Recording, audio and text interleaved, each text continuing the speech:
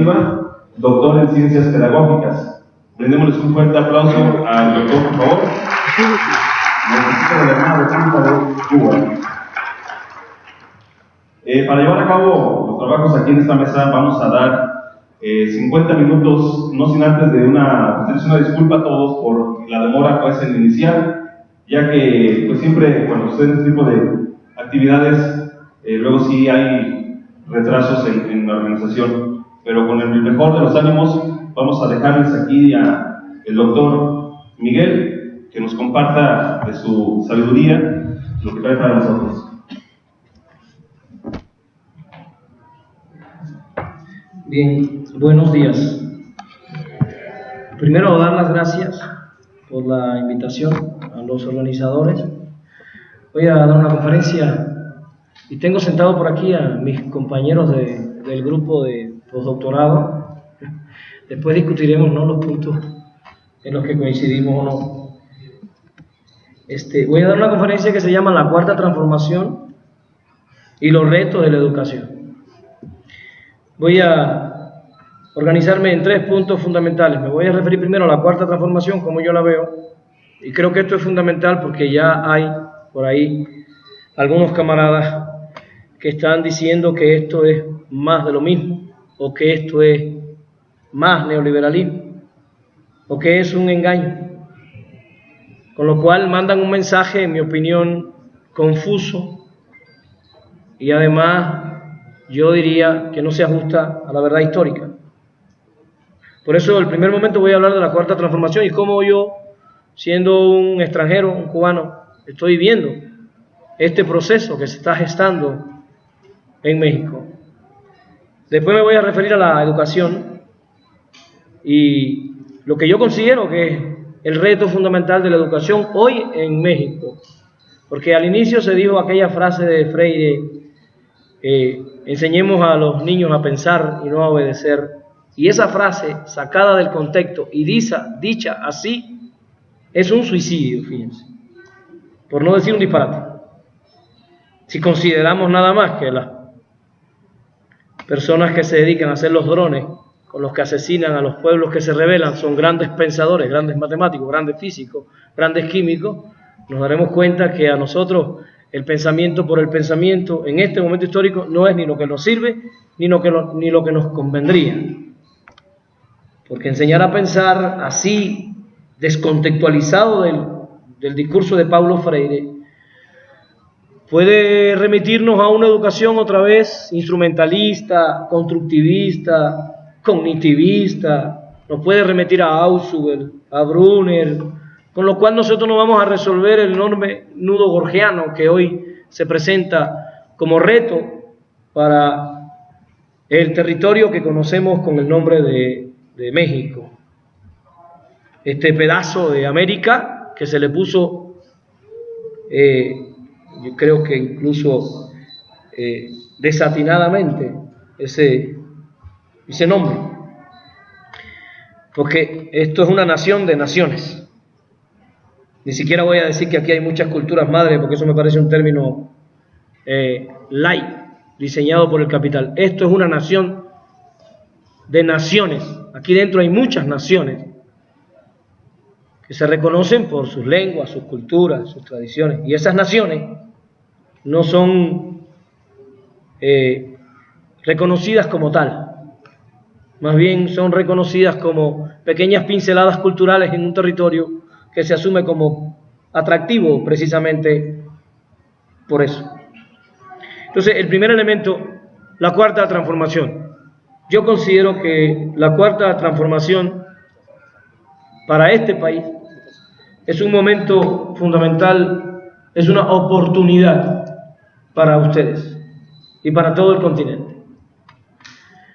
Si nos paramos encima del continente nuestro, nuestra América, como le decía Martí, y vemos lo que ocurrió los últimos 20 años, llegamos a la conclusión de que fuimos el territorio del mundo que tuvo un más sostenido movimiento hacia la izquierda, con una variopinta, una diversa cantidad de gobiernos, como los clasifica Tilio Borón 4 formas de gobiernos existieron en América Latina muy definidas. Primero, un país con un socialismo consolidado, pero en una permanente guerra con el imperialismo, que sería Cuba. El caso de Cuba es un caso muy interesante para que ustedes puedan tal vez prever lo que se les viene encima. Después teníamos gobiernos de izquierda que estaban moviéndose hacia lo que se llama el socialismo del siglo XXI. Ahí está Venezuela, Nicaragua y el compañero Evo Morales, construyendo una propuesta socialista frente al capitalismo voraz. Por eso el capitalismo norteamericano, el imperialismo, los ha convertido en sus enemigos número 1. De hecho, Trump acaba de definir otra vez sus enemigos número 1, Venezuela, Nicaragua, Cuba.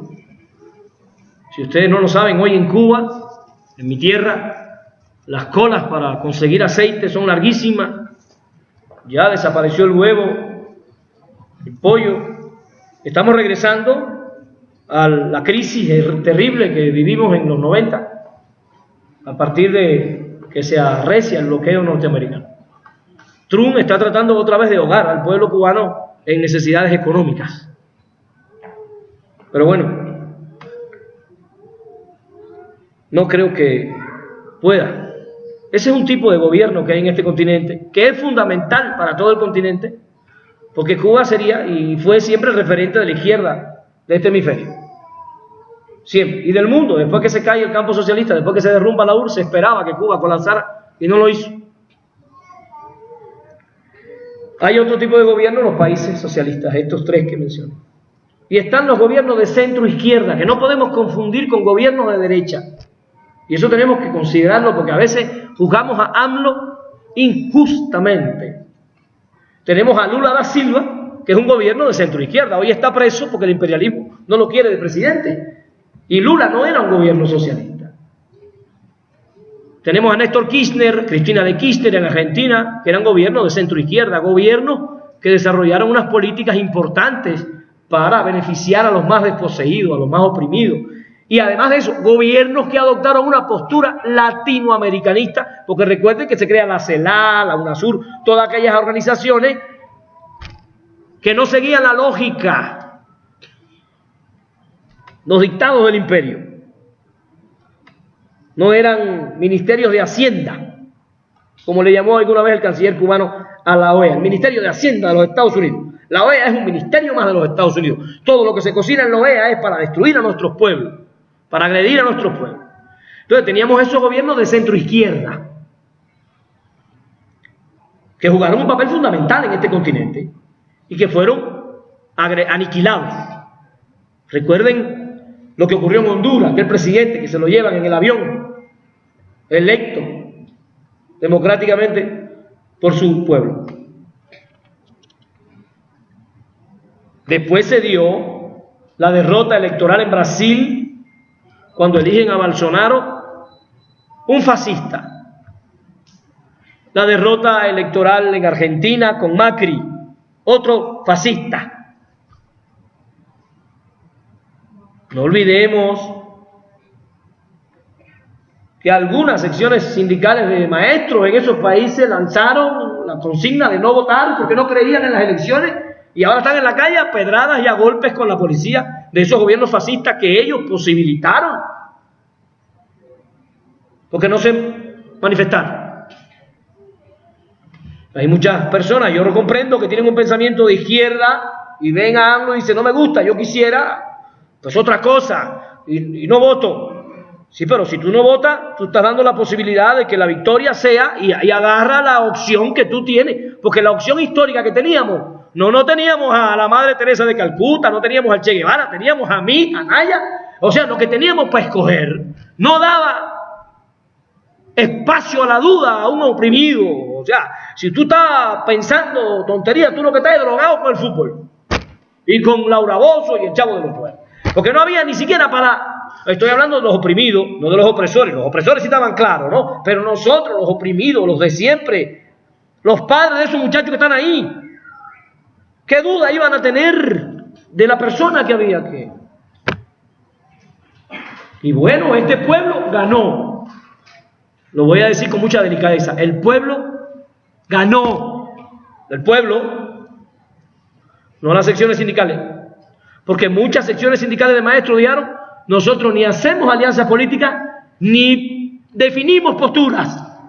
Porque la historia diseñó secciones sindicales que no definen posturas políticas, porque a la clase burguesa le convienen secciones sindicales que no definan posturas políticas, porque todo el mundo tiene derecho a votar por quien quiere. Entonces son secciones sindicales que son como hierbitas que se mueven por donde le da aire, y cuando tienen un dirigente medio confundido se van para la derecha, y cuando tienen otro que no está tan confundido para la izquierda, porque son secciones sindicales que generalmente defienden intereses gremiales y no proyectan su trabajo hacia la necesidad social. Porque si yo como maestro me siento parte de este país, pues yo digo, pues yo me voy con este. Como dijo Solalinde, que aquí el que vote el que quiera por el que quiera, pero yo voy a votar por AMLO y lo voy a decir públicamente porque es un problema de educación política. Pero la burguesía quiere que esto sea secreto. El secretismo para entonces empezar con el robo y con todo el chanchullo que ustedes saben que arman. Y al final nos han robado varias veces el resultado y la voluntad de este pueblo. ¿Y de dónde salió este candidato? Este señor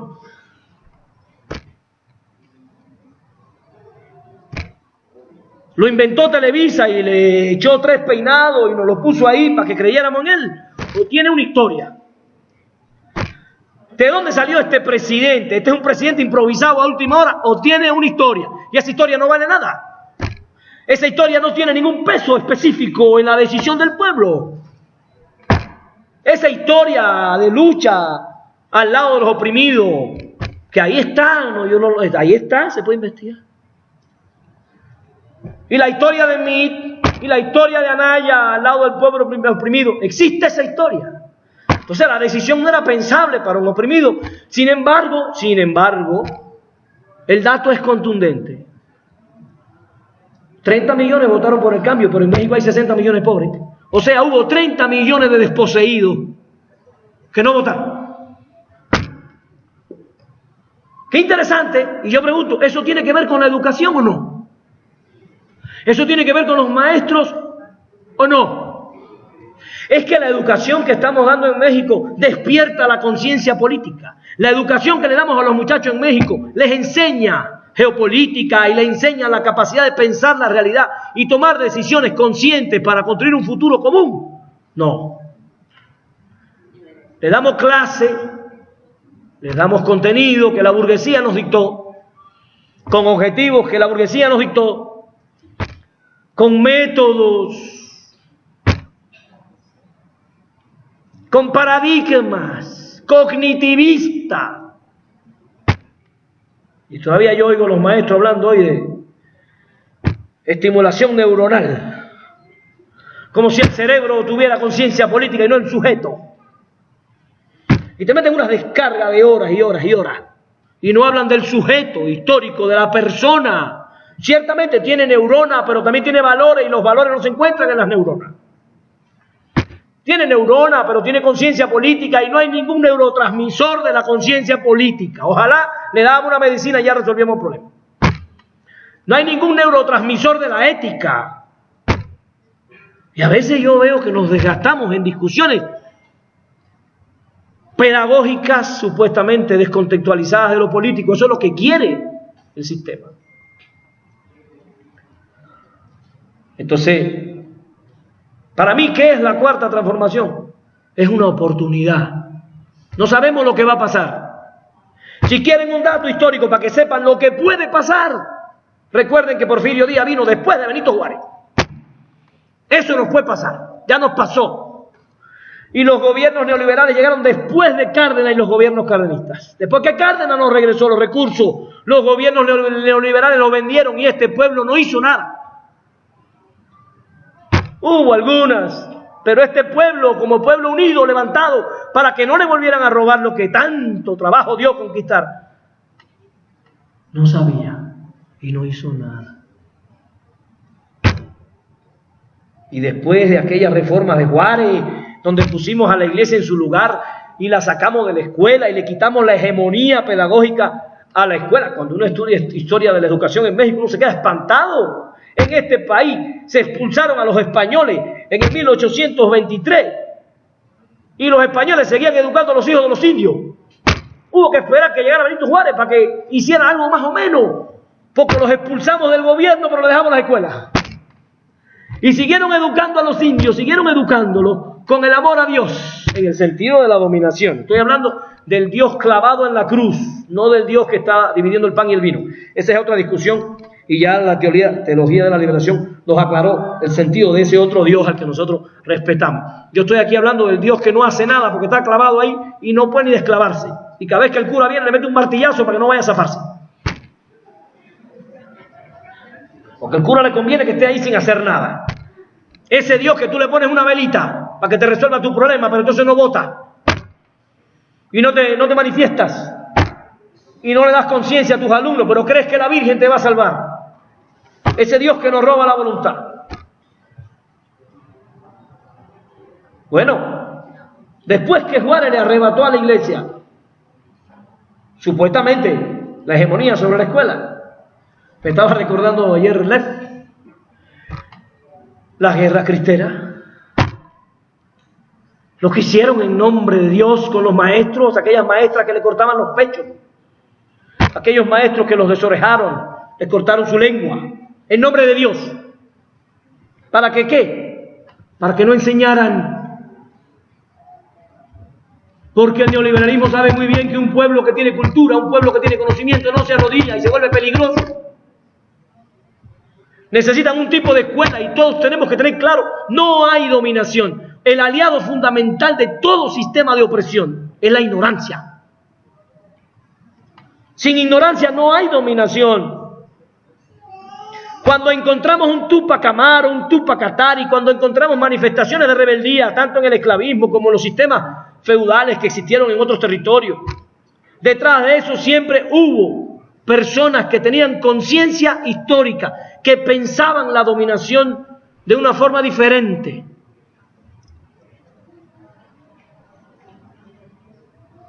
Entonces yo pienso que la cuarta transformación es una oportunidad. Yo sé que hay amigos míos muy entrañables. Yo tengo amigos muy entrañables que dicen que yo soy más obradorista que Andrés Manuel. Alguna vez le dije a alguien, cuando Andrés Manuel se equivoque, yo seguiré a su lado. No se puede hacer algo como esto sin equivocarse. Si usted se va a arrepentir cuando cometamos el primer error, usted no tiene derecho a la utopía. Si usted se va a arrepentir cuando descubramos que hay 4, 5 o 6 diputados de Morena que son unos corruptos, y usted le va a echar la culpa a la cuarta transformación, usted no tiene idea de lo que usted está diciendo. Si cada vez que en Cuba descubrimos y nos traicionó a alguien, hubiéramos ido arriba a Fidel Castro, no hubiéramos hecho la revolución. No se hubiera podido hacer la revolución. Y el problema es que nos han educado con un pensamiento metafísico, bueno o malo, Dios o el diablo. Y te enamora ella la mujer de tu vida, no tiene defecto, y se enamora ella el hombre de tu vida, no tiene defecto. Ese pensamiento que proyectamos hacia la sociedad, un pensamiento metafísico, clasificatorio, que no es capaz de vivir dentro del conflicto, dentro de la contradicción, y ver que en un proceso de saneamiento las células cancerígenas continúan. Son siglos de construir una lógica corrupta. Eso no se resuelve por decreto, ni se resuelve en 6 años, para que quede claro. Esto solo es un pequeño paso. Pequeñito paso. Y cada vez que yo veo a los periodistas que se levantan con esa presunción, oiga, presidente, pero en tal lado tal persona robó, ¿y ustedes qué están haciendo? Como si pudiéramos poner un policía ético delante de cada político, delante de cada persona, para estar checando lo que hace. Así no se hace esto. Esto tiene que ser una guerra del pueblo. Esto tiene que ser el pueblo consciente y los maestros conscientes, desarrollando una ética diferente y denunciando, vigilando, controlando, para construir una sociedad diferente. Tiene que ser así. Y asumiendo que se nos van a quedar cosas por hacer, y asumiendo que algunas cosas que hagamos tal vez no queden lo buenas que queríamos, y asumiendo que otras tal vez no eran las decisiones correctas y hay que corregir en el camino. Todo eso es Cosa que tenemos que discutir porque a veces las valoraciones son muy subjetivas, metafísicas. Entonces, yo lo digo a mis amigos maestros cuando estamos comiendo, porque a veces incluso hay sesiones sindicales por ahí que ya se le fueron al cuello a Andrés Manuel ahí. Esto más, digo, me parecen priistas, chicos. Tienen razones, pero la plantean de una forma que quieren decapitar a la utopía. Cuando tú decapitas la utopía, no queda nada para la gente. No hay cuarta transformación sin utopía. Y esa utopía hay que cuidarla, hay que alimentarla. Es como una pequeña larvita. Y tienes que estarla alimentando todos los días. Con tus alumnos, con tus compañeros. Darle esperanzas. Nadie aquí sabe lo que va a pasar en un año. Nadie sabe incluso si AMLO se va a volver un corrupto. Y si eso pasara, no significa que la cuarta transformación no sirve. Si eso pasara, hay que seguir transformando este país y luchando. Eso es así, la historia es así. En la historia usted no escoge. Usted tiene que actuar en función de una dirección. Yo estoy diciendo esto como hipótesis. A mí me queda claro que no se va a volver corrupto. Y me queda claro por su historia. Porque la gente tiene una historia, la gente no es improvisada. Para que no vayan a pensar que yo estoy pensando lo imposible. Eso no es imposible porque no niega las leyes de la naturaleza, pero es bastante poco probable. Porque ha tenido muchísimas oportunidades de hacerlo y no lo ha hecho. Pero con él solo no basta. Hay que ir aglutinando esfuerzos, empeños. No estoy diciendo que no hagamos crítica. Si dejamos de hacer crítica, dejamos de corregir el paso. Pero la crítica tiene que ser desde la misma trinchera. Como decía Martí, la crítica tiene que ser un ungüento que cuando se pone en la herida, la sana y alivia el dolor. La crítica no puede ser denostación. La crítica solo es denostación cuando viene de parte del enemigo histórico, porque él quiere aniquilar la utopía. La crítica solo puede ser descalificación, denostación, cuando viene de parte del enemigo, y tenemos que aprender a reconocerla. La crítica del compañero es una crítica bondadosa, una crítica buena, señala el error y salva a la persona. Así no, ven acá. Eso es un elemento fundamental que tenemos que aprender a reconocer, porque los maestros son líderes de opinión frente a sus alumnos y frente a sus padres. ¿Y cuántas cosas no están pasando malas hoy en este país? Malas, malísimas. Porque hay una inercia histórica.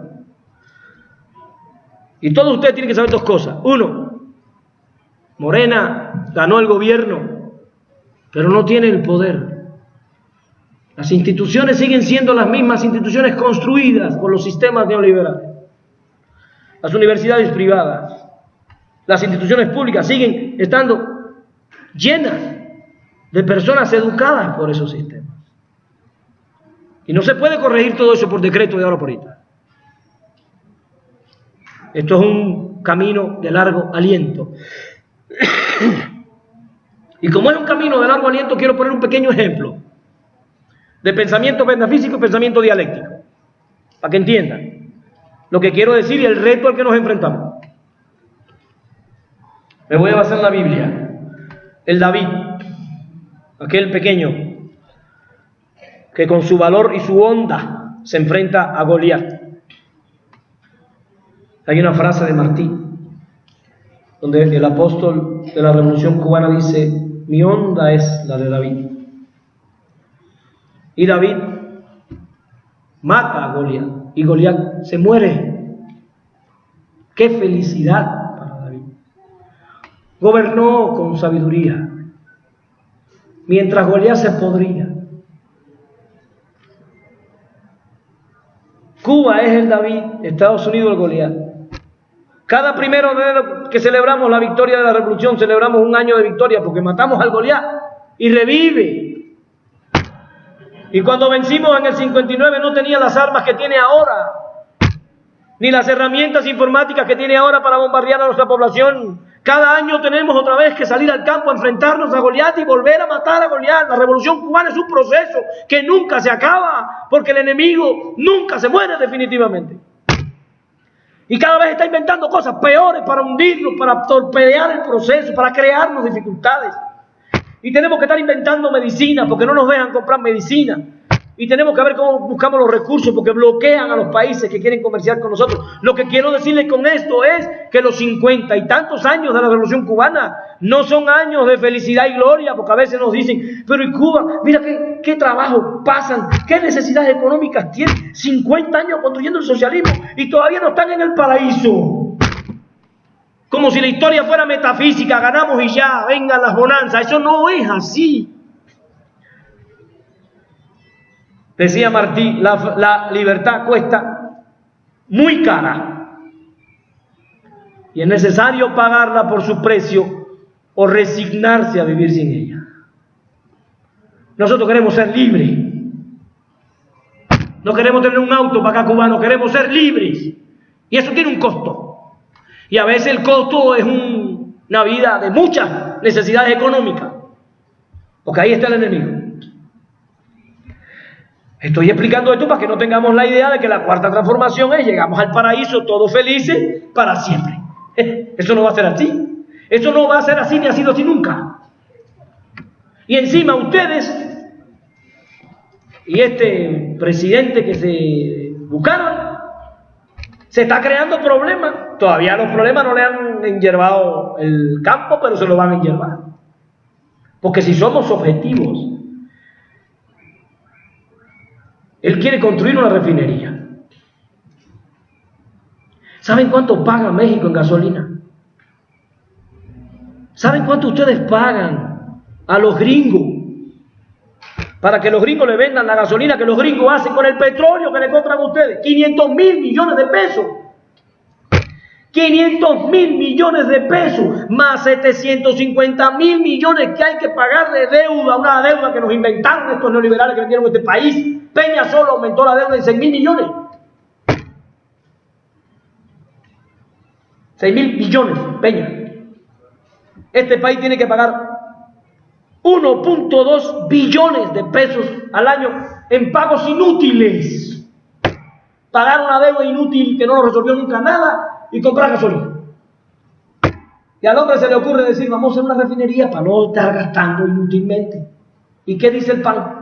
Eso no da resultado, está loco. Y yo les pregunto, si se termina esa refinería, ¿qué intereses se van a afectar? ¿Los de ustedes? ¿Los míos? ¿Los de quién? ¿Y ustedes creen que a Goliat le va a hacer gracia? ¿Realmente alguien piensa que los Estados Unidos se van a parar en la puerta de la historia a felicitar a AMLO por sacar a su país de la pobreza? Si somos consecuentes, tenemos que saber que no somos pobres por la corrupción, somos pobres porque hay un sistema de empobrecimiento y enriquecimiento de ese neoliberalismo. Por eso digo, este es un pequeñito primer paso para ver si después damos el otro y somos capaces de dar el otro.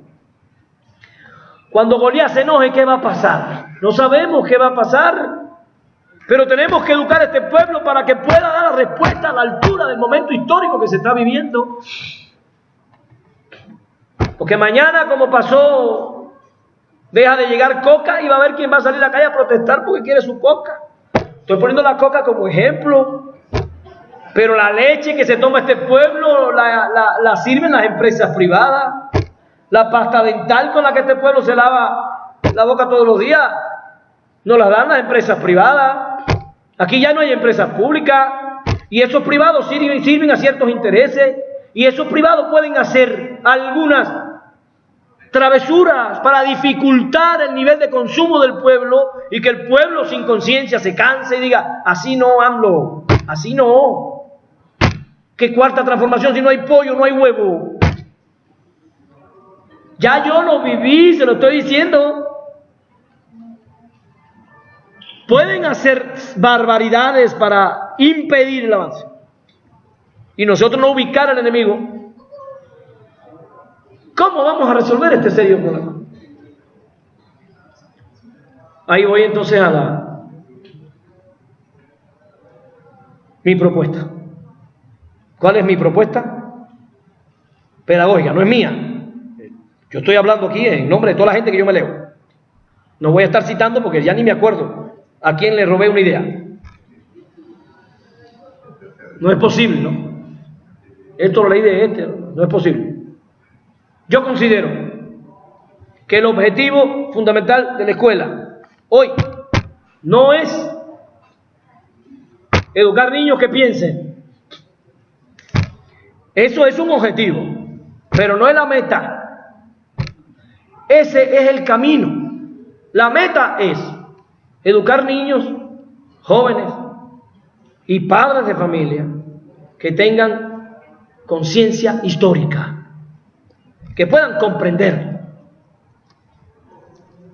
la historia. Pero usted me va a decir a mí, oiga, pero hay maestros de historia que comprenden la historia y son bristas.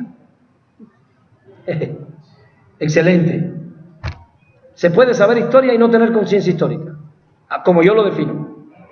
Porque yo digo, para tener conciencia histórica hay que tener al menos 3 cosas. Para educar la conciencia histórica de los niños, de los jóvenes y de los padres, al menos necesitamos 3 cosas. Esa señora me puso a sudar. Y luego se fue.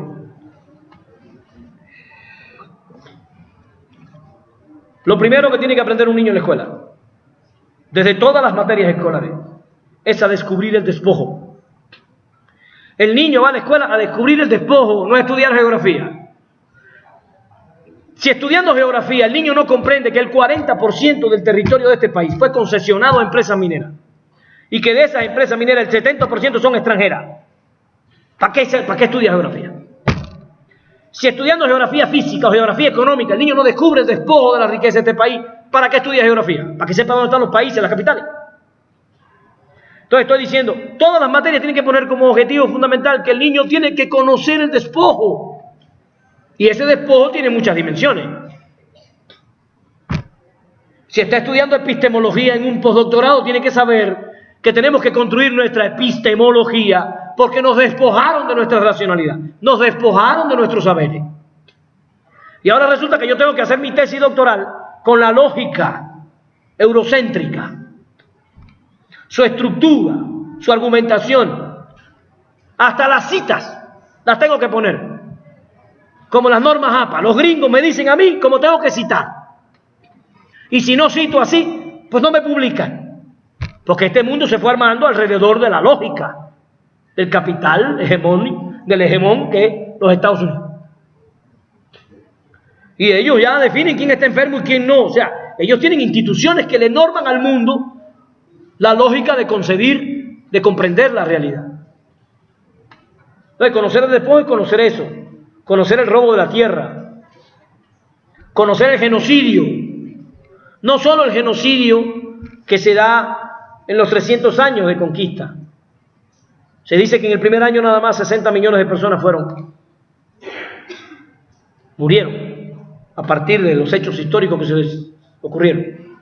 No, el genocidio de hoy, los niños que mueren por enfermedades curables, los niños que mueren por problemas de nutrición, los que no tienen acceso al agua, eso es un genocidio del sistema que sigue en la cuarta transformación, para que lo entendamos.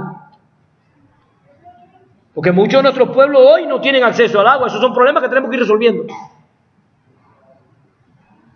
Y a veces los maestros se levantan con sus demandas y no ponen sus demandas al lado de las demandas del otro para ver si realmente cuál es la prioridad. ¿Cuál es la prioridad? Porque yo muy humildemente creo que la prioridad de la gente hoy es comenzar a implementar en las escuelas un proceso educativo descolonizador, con cuarta transformación o sin cuarta transformación, con reforma educativa o sin reforma educativa.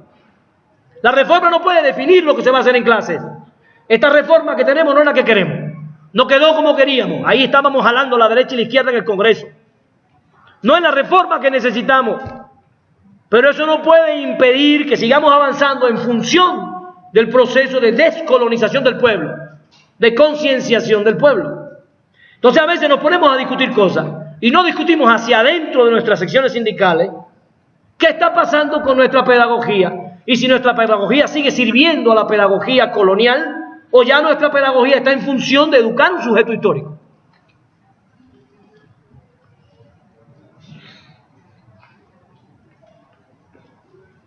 Con mucho respeto, lo digo, para que pensemos. Mañana puede salir algún loco por ahí a decirme traidor, porque el pensamiento metafísico es así. Si no coincides conmigo, échate para allá. Es un serio problema que México tiene que resolver. La izquierda mexicana está atomizada. No tienen idea de lo que es la unidad. No se han sentado a discutir qué cosa es la unidad. Unidad no es que pensemos lo mismo. Unidad no es ni siquiera que tengamos la misma idea sobre cómo hacer las cosas. Unidad es que reconozcamos que tenemos al mismo enemigo histórico. Ahí empieza la unidad. Por eso digo, conciencia histórica es conocer el despojo. Y en segundo lugar, reconocer al enemigo histórico.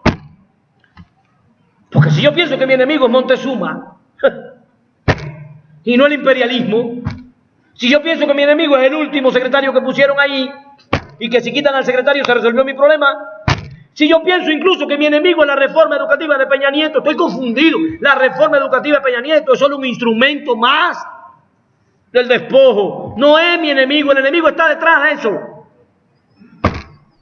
Y estoy enredado con la reforma, fortaleciendo sin querer al enemigo. Porque debilito la unidad, atomizo la unidad, dinamito la unidad. ¿Y quién se beneficia de que la izquierda en México no tenga unidad? ¿Quién? El pueblo. Los oprimidos. ¿Quién sonríe cada vez que el zapatismo dice, AMLO es lo mismo, no queremos caminar con él, tú para allá y yo para acá? ¿Quién sale beneficiado de que los oprimidos no se reconozcan como hermanos frente al opresor histórico? Ahora resulta que el enemigo es AMLO. Cabecita de algodón. No, ese no es el enemigo. AMLO puede ser cualquier cosa menos enemigo de los oprimidos. Hay que estar ciego para decir una cosa como esta. ¿El sistema continúa vivo? Pues sí. ¿Cómo se mata una cosa como esa en una elección? Pues no. Por eso dije, llegamos al gobierno, no tenemos el poder se construye. Y poder es conciencia histórica. No quiero decir saber para no cometer el error de otro filósofo. Poder es conciencia histórica. Reconocer mi territorio, lo que le han hecho a este territorio, no al país. México es un pedazo de nuestra amada América. Cuando están apuñaleándome de Venezuela, México sangra y Cuba sangra, sacamos todo. Y si se hunde Venezuela, nos hundimos todos. No tenemos un pensamiento tan metafísico y tan educado por el sistema que entonces se levanta un pobre mexicano y dice, ¿y por qué le van a dar trabajo a los migrantes? Que me lo den a mí. Y tú dices, qué actitud, Dios mío, tan profundamente priista. Educada por el sistema de dominación, no siento solidaridad por otro, no siento dolor por el otro, porque lo veo como de otro país. Eso es lo que ellos quieren que veamos. Somos hermanos del mismo territorio, oprimidos, somos los dueños de este gran territorio, de la náhuac. Somos anahuacas, yo soy anahuaca, un anahuaca taíno. Estas son cosas que tiene que discutir la pedagogía. Entonces, yo pienso que a veces hay críticas que denostan y ayudan al enemigo histórico. Yo lo veo así. ¿Qué es unidad? Dije. Estoy diciendo qué es conciencia histórica y qué es unidad. Fíjense. Dije, conciencia histórica, reconocer el despojo. Segundo, conciencia histórica, ubicar al enemigo. Y tercero, conciencia histórica, saber que sin unidad no hay victoria. Sin unidad no hay victoria. Sin unidad no vamos a poder convertir estos 6 años en 100 años avanzando. Estamos saliendo de un lodazal. Es imposible que lo hagamos sin enlodarnos. Pero tenemos la esperanza que con los años el lodo sea cada vez menos y un día podemos tener una sociedad limpia, sin lodo. Eso lleva esfuerzo, esto es un camino de largo aliento, esto no es problema de un sexenio. Hoy tenemos que estar discutiendo qué va a pasar cuando termine este sexenio. ¿A quién vamos a poner ahí? ¿Quién se está preparando para eso? ¿Qué pueblo queremos después de 6 años? Porque si ahora solo votó la mitad de los pobres, no piensen que en 6 años esto ya salió. No somos los dueños de la televisión, no somos los dueños de la radio. Hay un sistema de instalación de ideas y vamos a cometer errores y se van a usar los errores en contra nuestra. Y el que no sabe pensar la realidad va a decir, pues sí, más de lo mismo. Y nos vamos a equivocar y hay cosas que no nos van a salir y le vamos a dar prioridad a cosas que no deberían ser la prioridad. Todo eso va a pasar. No es posible hacer algo tan profundo sin cometer errores. No tenemos un protocolo, no hay un papelito que diga esto primero y esto después. Mañana te van a decir, tú te haces pintando escuela, si lo más importante es esta otra cosa. Y no van a reconocer el esfuerzo que se está haciendo por aquí, porque entonces pensamos que no, y destruimos la utopía. Destruimos la visión de lo que queremos. A veces sin querer. No digo que se haga de mala fe. A veces sin querer. Entonces dije, ¿qué es utopía? Dije, conciencia histórica es conocimiento del despojo, ubicación del enemigo y unidad. Si usted es de izquierda y usted se divide, usted no tiene conciencia histórica, por muchos libritos que escriba. Si usted es de izquierda y usted se separa del proceso que el pueblo está definiendo, porque esta cuarta transformación no se llama AMLO, se llama pueblo, los 40 millones de oprimidos que marcaron la cruz, pusieron su voluntad y a ellos pertenece la victoria y a ellos pertenecerá también los errores. Pero en 6 años necesitamos que sean 60. ¿Quién se va a ocupar de que sean 60? Televisa. TV Azteca va a educar al pueblo para que sean 60. ¿Cuál es la única institución educativa que puede hacer algo para que en 6 años este pueblo se levante en masa a decir queremos seguir por este camino, aún con los errores, aún con las equivocaciones, aún con las cosas que no hicimos? Nosotros queremos seguir por este camino. ¿Quién es la única institución que puede educar a los padres y a los niños y a los jóvenes para que piensen así? ¿Cuál? La escuela. La escuela. Maestro. ¿Tú? ¿También? Entonces, ¿qué es utopía? Voy a acercarme a esa definición, no como que la utopía es lo que me permite caminar, no. La utopía de la clase oprimida se basa en 3 elementos. 1, aclaro, la gente que votó porque estaba harta no tiene un proyecto, no tiene una utopía. Votó porque estaba harta. Y cuando yo me equivoque ya no me va a querer a mí tampoco, porque está harta de la gente que se equivoca. Y tienen razón. Llevan siglos sufriendo la corrupción. Y cuando agarren a un morenista corrupto van a decir, ya, esto es más de lo mismo. Porque están cansados, no tienen una utopía, lo que tienen es un hartazgo. No confundamos el hartazgo con la utopía. La utopía tiene que tener un fundamento en el conocimiento de la historia. La utopía tiene que tener un fundamento en el destino que queremos para todos y las posibilidades reales que tenemos. Si usted piensa que la utopía es inalcanzable, esa utopía entonces te desarma. Por eso la utopía tiene que ser el sueño posible de un pueblo que se quiere, pero posible. Mira, tenemos un presidente que se paró ahí. Vénganse, ahí tienen el teatro, para los que quieran vengan. Aquí estamos, maestro, vamos a discutir. ¿Acaso Peña iba a hacer eso? Entonces, estoy diciendo, conciencia histórica implica como el segundo elemento, primero es los 4 elementos: conocer el despojo, ubicar al enemigo histórico y buscar la unidad. Hay otro elemento: construir una utopía. La utopía permite que la gente soporte.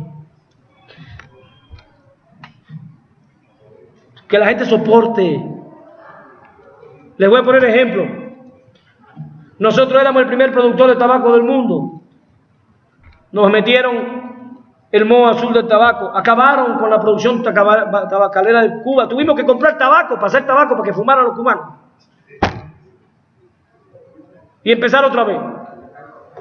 Éramos el primer exportador de caña de azúcar. Nos metieron la roya azul de la caña. Nos acabaron con la caña. Hubo que empezar otra vez. La carne que más se consume en Cuba es la del cuche. Nos introdujeron la fiebre porcina. Hubo que sacrificar millones de animales y empezar otra vez. Nos introdujeron en Cuba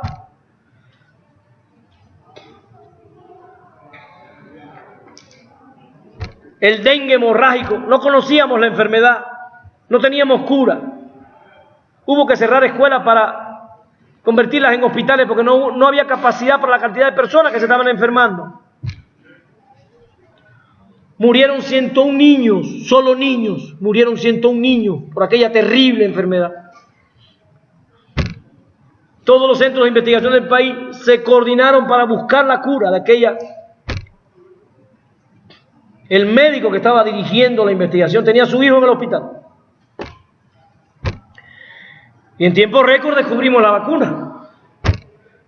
Y empezar otra vez. Y conseguíamos un comercio con un país, lo amenazaban y decía ya no, y vuelve a empezar otra vez Cuba. Siempre estamos empezando de nuevo. ¿Y por qué no se rinden? Porque tenemos una utopía, tenemos un sueño y no lo vamos a desechar. Hemos ido logrando cosas, pero ¿cuánto no hubiésemos logrado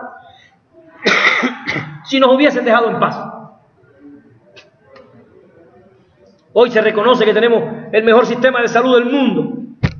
Nosotros tenemos 4 veces más médicos que Inglaterra. Una islita de apenas 12 millones de habitantes. 4 veces más médicos que Inglaterra. País desarrollado.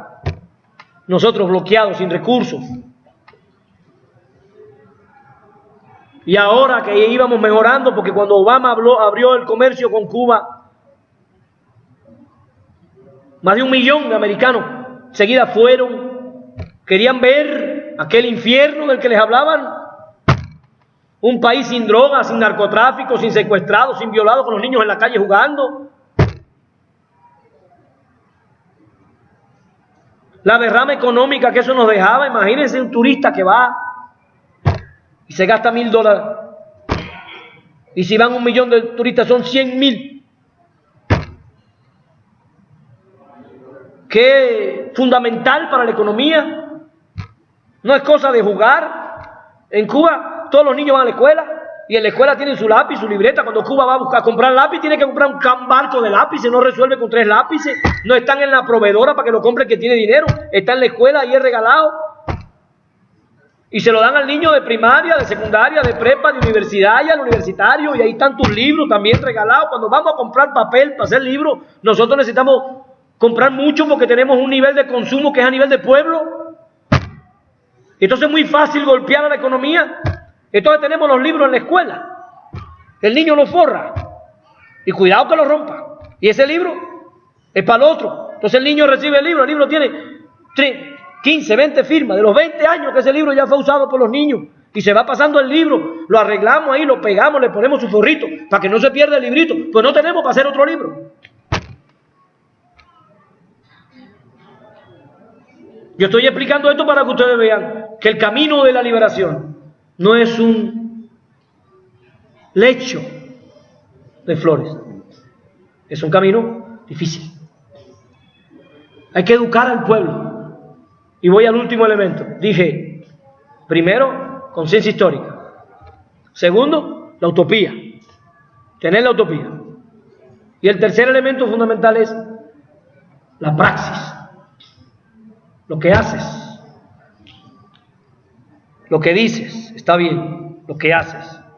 Estos elementos que expliqué se pueden decir así. La conciencia histórica es lo que sabes. Como decía Sócrates, solo si se sabe se puede distinguir el bien. Si tú no sabes, ¿de qué hablas? Si tú no sabes, no puedes descubrir el huachicoleo. Si tú no sabes, no puedes descubrir el robo. Lo que sabes. La utopía es lo que sueñas. Un oprimido sin sueño es un esclavo para toda la vida. Tiene que haber un sueño, hay que instalar un sueño en el pueblo. Y la praxis es lo que haces. Esos tres elementos, lo que sabes, lo que sueñas y lo que haces. La escuela tiene que ocuparse de esas tres cosas, desde todas las materias escolares. Tenemos que dinamitar el currículo eurocéntrico pequeño burgués de la dominación y construir una currícula que genere la conciencia histórica para que esta oportunidad pequeñita y esta gran oportunidad de la cuarta transformación se pueda convertir en algo permanente. Les doy las gracias por su atención.